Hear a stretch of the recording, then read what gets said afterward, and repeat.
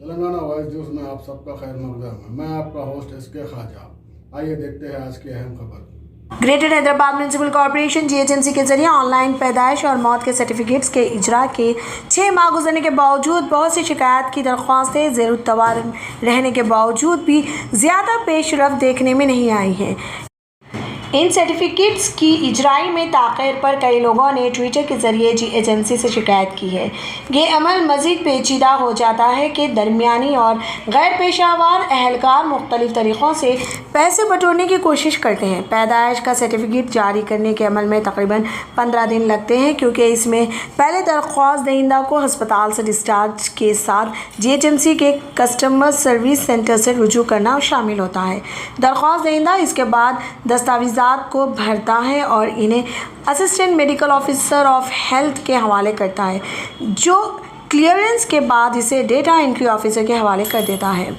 Data entry officer तफसीलात की तस्दीक करता है और इन्हें जीएचएमसी सर्वर में अपलोड करता है। सर्टिफिकेट्स किसी भी मी सेवा सेंटर से हासिल किया जा सकता है।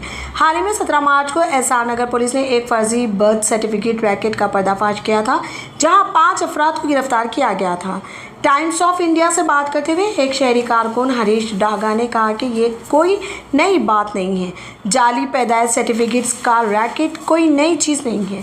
इन्हें जीएचएमसी को इस बात को यकीनी बनाने की ज़रूरत है कि शिकायत एक मुक़र्ररा वक्त में अजाला किया जाए। दुरुस्त मेयारी ऑपरेटिंग तरीक़ेकार को तरतीब देकर शफाफियत और जवाबदेही को बहाल करने की ज़रूरत है।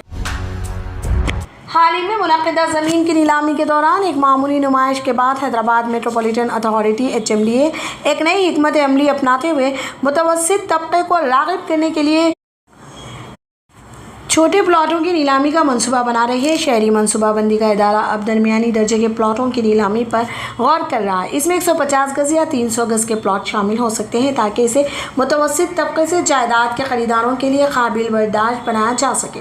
पिछली नीलामी मुख्तलिफ मकामात पर हुई थी, जिनमें बहादुरपल्ली, नारकेतपल्ली, नलगुंडा, भवतपुर, महबूबनगर, गुडवाल, कामारेड्डी, अंतरगांव, पड्डापल्ली, मावला, आदिलाबाद और यलाल वकाराबाद शामिल हैं। पिछली नीलामी में शहरी तरक्की के इदारे ने विलास और अपार्टमेंट्स की तामीर के लिए 600 गज़ के प्लॉटों को निशानजद किया था।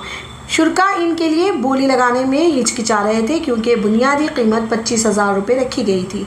HMDA की जानिब से जारी करदा प्रेस रिलीज़ के मुताबिक पिछली नीलामी इन मकामात पर हुई थी जहां अपार्टमेंट कल्चर नहीं है। शहरी तरक्याती इदारे ने 9 मुख्तलिफ मकामात पर प्लॉटों की नीलामी करके 567.48 करोड़ रुपए की आमदनी हासिल की। नीलामी 14 मार्च को शुरू हुई और 17 मार्च को कामयाबी के साथ ख़त्म हुई।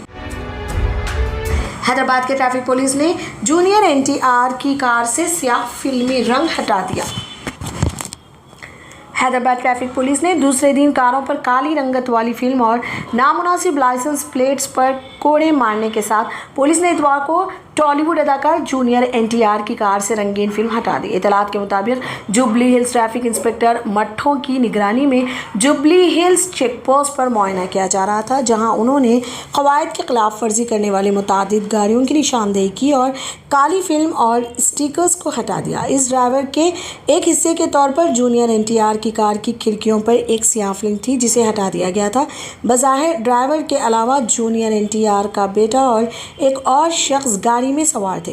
ट्रैफिक पुलिस ने गलत लाइसेंस प्लेट्स वाली गाड़ियों पर जुर्माने भी आयद किए। पुलिस ने आंध्र प्रदेश से गोवाला बालाराजू मेराज हुसैन श्रीधर रेड्डी के नामों से MLA के स्टिकर्स भी हटा दिए। इंस्पेक्टर मट्ठो ने बताया कि मोटर व्हीकल एक्ट के तहत मुख्तलिफ खिलाफ वर्जियों पर 90 गाड़ियों के खिलाफ मुकदमा दर्ज किए गए हैं।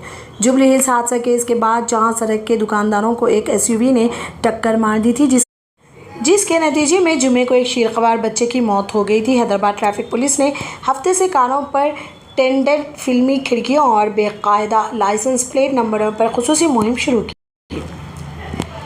शिवाजी के मुजस्समे की तनसीब पर इतवार को होने वाले तशद्दुद के वाक़े के खिलाफ एहतजाज करने के लिए BJP और कुछ हिंदू ग्रुपों की तरफ से दी गई बंद की कॉल के पेश नज़र तेलंगाना के बुधन कस्बे में पुलिस ने पीर को सिक्योरिटी बढ़ा दी।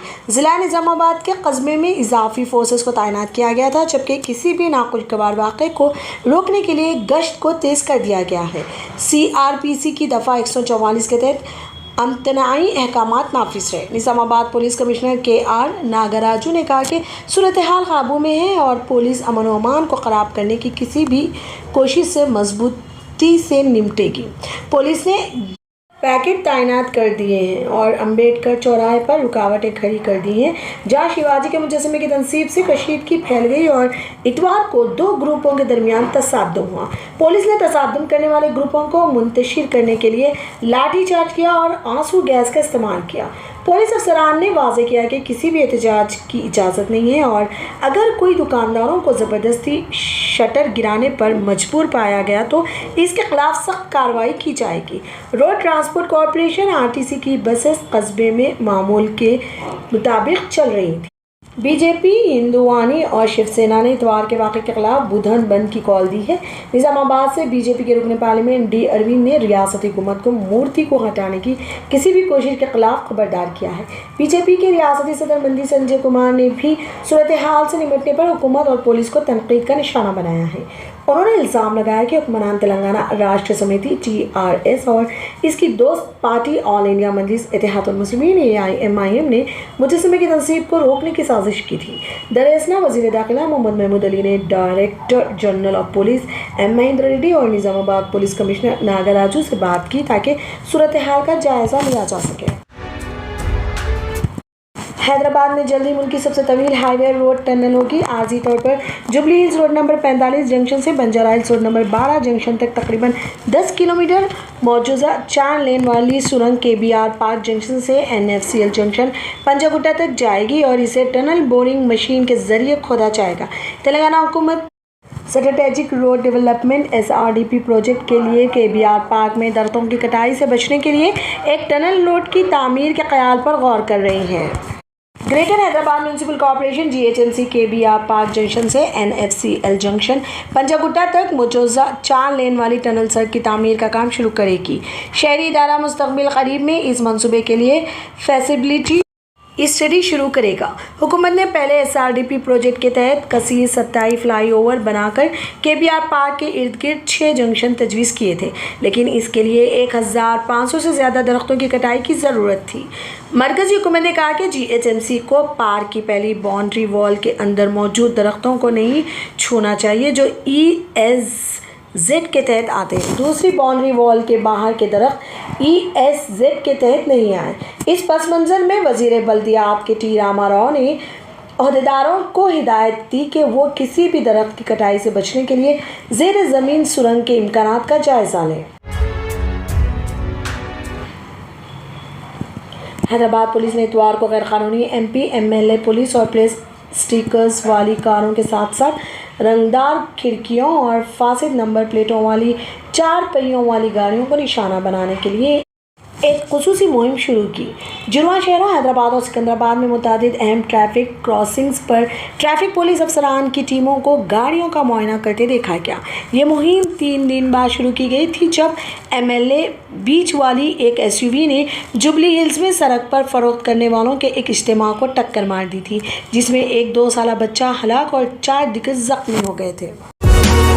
گولکنڈہ قلعے کے اندر واقع 450 سالہ قدیم شاہی سوئمنگ پول کو greater Hyderabad municipal corporation GHMC نے بحال کیا ہے۔ کارپوریشن نے 18 رکنی ٹیم تعینات کر کے واٹر باڈی کی صفائی کی۔ 10 روزہ صفائی کے عمل کے دوران تاریخی تالاب سے واٹر ہائسنتھ اور کچرا ہٹا دیا گیا۔ مچھروں کی لعنت سے نمٹنے کے لیے اینٹی لاروا آپریشن کیا جا رہا ہے۔ اس سے قبل بھی پانی کو تیرتے ہوئے کوڑے دان جمع کرنے والے کے ذریعے صاف کیا جاتا تھا، تاہم چند دنوں کے بعد پانی نے ایک بار پھر تالاب کو ڈھانپ لیا تھا۔